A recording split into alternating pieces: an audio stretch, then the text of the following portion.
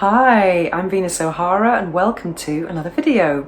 A couple of weeks ago someone wrote to me and asked me to make a video about the sex toys that I didn't enjoy. Dun dun dun, and I thought what a wonderful idea that is. And yeah, I've made a couple of notes here on a small piece of paper, so I hope I can read them. And so I can understand that some people who watch my reviews, they might think, no way, how can everything be good? But I think that the way I use sex toys as a professional sex toy reviewer is very different from someone purchasing a sex toy and having maybe less than 5 products in their entire collection. It's very, very, very, very different. For me, for example, I receive a product and I use it a few times just to kind of see what it does, and once I've done the review, it kind of gets archived, you know. So my own personal criteria for a toy is very, very, very different.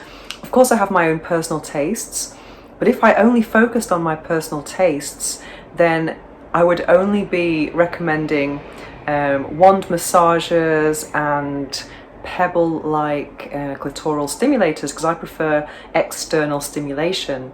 However, when something else that's not that type of stimulation comes in, it doesn't mean that I'm not going to enjoy it or anything like that. For example, I am very lazy personally when it comes to internal stimulation. I also use condoms when I insert any sex toy. So for me, using, let's say, a rabbit vibrator on my own personal time is probably not going to happen, because I can't be bothered, you know, getting the condom, using the condom, and it just seems to be, well, it's an expensive orgasm, you know what I mean? So I don't really do that on my own time, but on someone else's time, that's fine. And I love to change it up and discover new things, because I think that what happens usually with many people is that when they masturbate and something works, they tend to repeat that process and that routine all the time. And that happened to me as well, and I think it happens to a lot of people sexually. For example, I know lots of guys who watch lots of porn. When they're with a person, they end up having to masturbate to ejaculate, because that's what they're used to.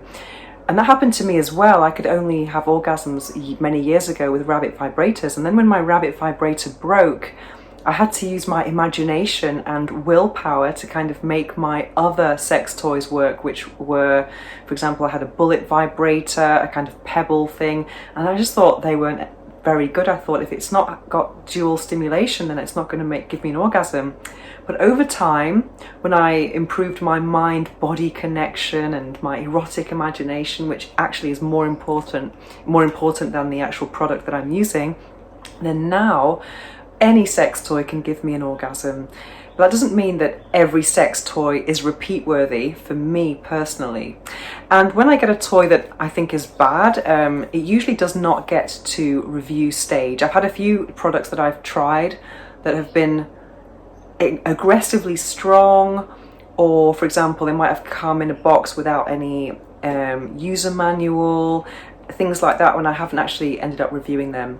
So I do have some criteria. It's not like everything's great. It's not like that at all. And if you've been following my reviews, you'll know that I don't have many reviews of anal toys, right? I only did my first anal review, I think it was last year or the year before. So it's a very big deal for me, and I was thinking, this is great. I've actually managed to avoid it for so long. And that's because I'm not really a big fan of anal stimulation. I have tried it, and tried it, and it's not my thing at all. And I'm not 100% convinced that putting some kind of plastic device in your anus is the best or the most healthy thing in the world. That's my own personal opinion, but I was open to trying it, and I did try a few toys, and I do confess that I did enjoy them in the moment, but it's not something I would want to do all the time. And now I've actually decided not to review any more anal toys. I thought, I can't do that to myself. It's just not orgasmic enough for me to actually bother, you know, because I think when you're not used to it, you can be a bit tense. And however, what I did find during my anal explorations is that I was able to kind of relax. I had to combine it with clitoral stimulation to make the process more orgasmic. And also when you're having an orgasm, the whole pelvic floor, there's lots of spasms going on. So having something in the anal area can actually enhance the orgasm. So I definitely acknowledge that, but it's not something I need for every time I have an orgasm. And the same applies for vaginal stimulation. I just rarely do that on my own. You know, for example, I'm very much external, indirect clitoral stimulation personally. However, if I do have something internal to try, I will happily try it. I'm a big fan of the A spot when I'm with humans.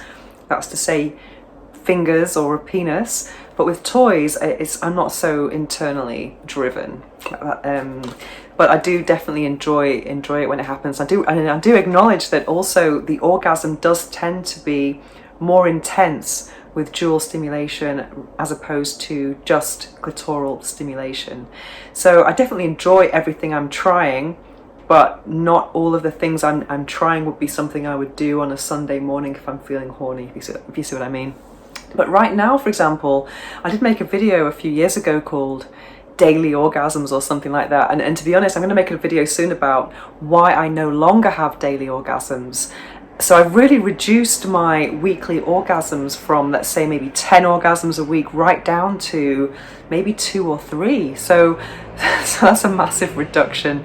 And every time I'm having these orgasms, I am making sure it's a work orgasm. I don't have time now for just repeating toys. I have a massive pile of new toys here to try, and I don't have time to be leisurely masturbating. It's work or masturbating only. And another thing I wanted to talk about was the clitoral pressure wave sucking toys, similar to Satisfyer Pro 2 or Womanizer or other toys of that category. I know this is a category that's really growing and lots of women love it. And I think right now in the world, the Satisfyer Pro 2 is probably the best-selling sex toy in the world.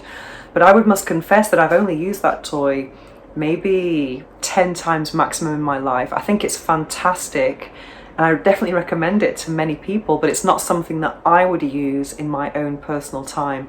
It took me a while to kind of understand or enjoy that type of stimulation, to be honest, and I only started really enjoying it on a kind of repeat-worthy level when I tried the Satisfyer Pro vibration.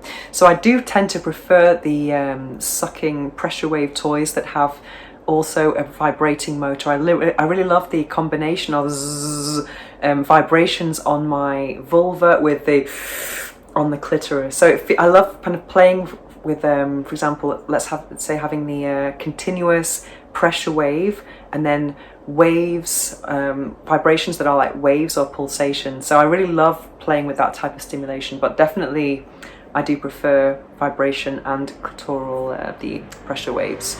But again, I wouldn't really go for something like Womanizer or Satisfyer Pro 2 on my solo sexplorations, but I do understand that many women love it because I guess it's a much more direct stimulation. It's much more direct, and so it's more direct. What else was I going to say? So products that I don't. Over one time, I've had a couple of disasters. There is a toy that I'm not going to mention, which has since been withdrawn from the market, thankfully.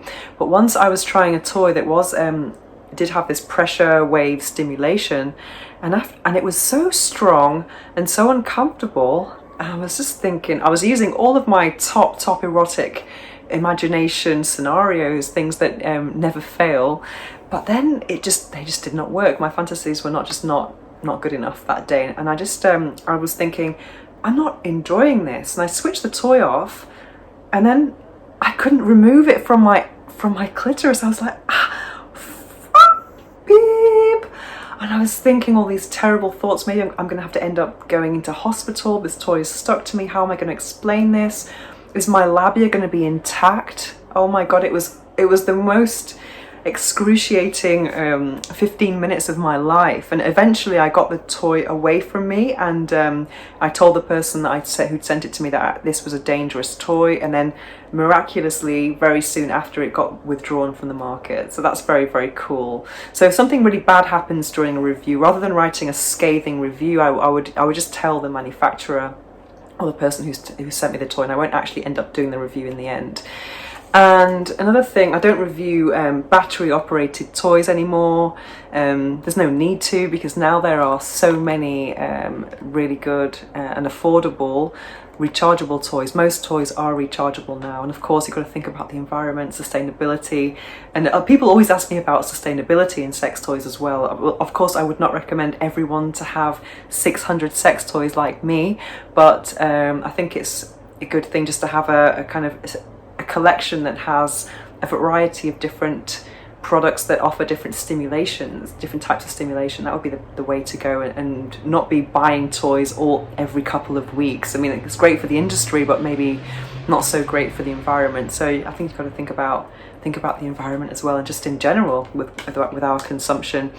And another thing I don't review is lubricants. I get offers, companies write to me almost every week asking me to review lubricants, and they say it's vegan, we have no nasties, and then I look at the list of ingredients and I see that they are lying. They have all these terrible ingredients, and for that reason I just think, ooh, I don't want to put this goo of chemical stuff on my lady parts, because I don't actually use lubricant, and I've made videos about that as well. However, if I did use lubricant, there's only one company that I would recommend, and I'm not working with them, and I'm not sponsored to say this at all, but it would be Sliquid, and they are a company that actually has a very good philosophy, very good, they have a very good brand ethics, and the label of ingredients does match their ethics, because that doesn't normally happen. Everyone's saying natural ingredients and vegan and blah blah blah, and then it's not really the case. And I don't recommend or use lubricants that have glycerin in them. If you just do a quick Google search, and you'll see why. But many lubricants that are popular they do contain glycerin and parabens, and I just can't believe that in this day and age, when we're trying to be sex positive, and you know, the whole sector, not just myself, we're trying to raise orgasmic awareness and sexual wellness, but there are still some terrible products out there, products of personal or intimate hygiene. Someone sent me the other day, and they're asking me, can you put this on Instagram? And I'm just like, oh my god, intimate wipes? Seriously, for the vagina? Where is the penis cleaner? Tell me, why is there no penis cleaner in supermarkets? Whereas when you go to any supermarket, there is feminine intimate wash and all these terrible things that kind of promote the idea that that vaginas are dirty, and I'm not up for that at all. Definitely not going to support those types of companies. And yeah, so I'm really angry about the lubrication situation, actually. But I do hope that when I reach menopause, and I will definitely need lubricant like many women, then I do hope that there is a better selection out there, because right now it's pretty terrible. And yeah, I think I'm going for a cheap lubricant is just not the way to go. You've got to think about this as your intimate parts, and yeah, I would go for something like Sliquid only. And I think that's all I have to say about sex toys I didn't enjoy. So yeah, I've enjoyed most of them. Of the 600 toys that I have in my collection, I think all of them have given me an orgasm. Maybe there's one toy, I think it was from Adrian Lastic, which the vibration was so weak it didn't give me an orgasm. But that was maybe one toy in 600, so the success rate is pretty high. But that's because of me though, because I've made a mind-body connection, and I am orgasmic. But I think it took me a long time though to get to this stage. It took me 6 months after buying my first sex toy to actually have my first sex toy orgasm, but I never gave up. Yes. So that's my advice to anyone is, yeah, if you've bought a sex toy and you find that it's not giving you orgasms, then maybe keep trying, but if it doesn't feel good, then you've got to stop, definitely. And yeah, so I think that's all I have to say about sex toys that I didn't enjoy. And what about you? I would love to hear about the sex toys that you didn't enjoy, and if you have anything to share, then please don't hesitate to leave a comment in the comment section below.